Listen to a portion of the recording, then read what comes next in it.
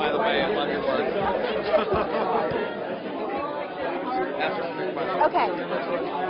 First, I have to ask you this question because he's standing right here. Yeah, for sure. Who's this guy? This is the set of generic politicians who typically represent us in Congress.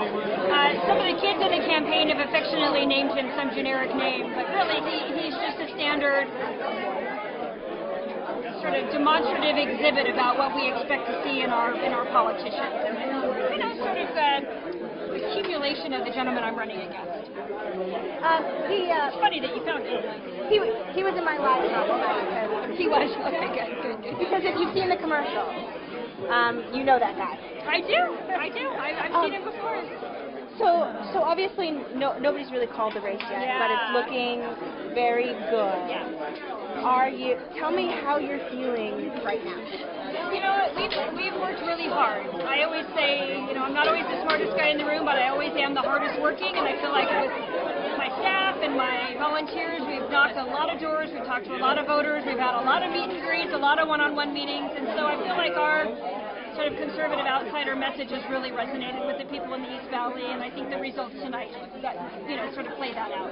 And people this year are calling it the Trump effect. Do you want to be part of the Trump effect? I don't know if it's Trump effect, but I do know that all over the country we're seeing the same thing, which is people just are tired of politicians, And it's not that they're bad people. I don't want people to misunderstand me when I say that. It's time for fresh thinking. It's time for the outsider perspective to have successful people who have actually accomplished things in their life to go and say, maybe there's a slightly different way we can push forward a conservative policy agenda without having to have career politicians do it.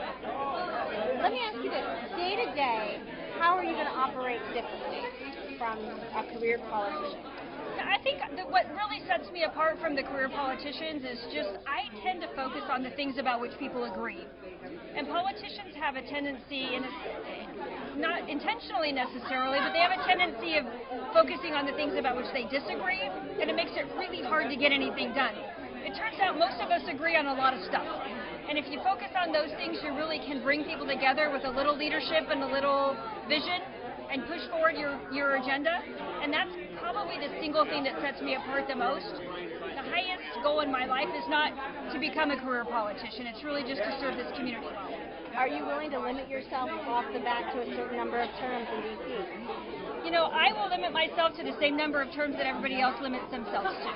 And I think politicians get a little comfortable once they get in office. And here's my commitment, and I will tell you this much.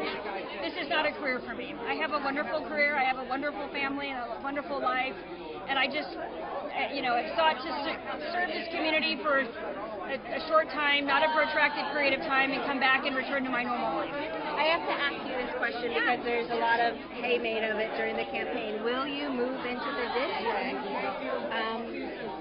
once you take office?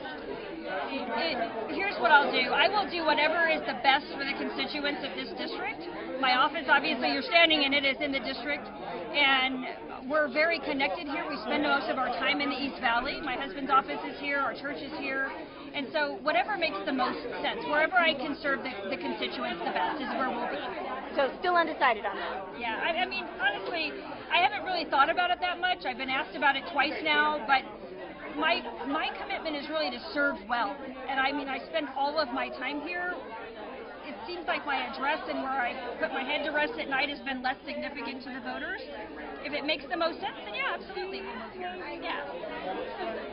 Okay, well, we'll be watching the rest of the results. Yeah. Thank you so much for Thank you. My pleasure. Thank you for being here. And, nice to see you again. Nice to see you. Yeah. I think there's some fellas who are anxious to talk to you. Okay, Ray, what do you got? Would you rather be governor? And how are you best utilizing your skills for this as opposed to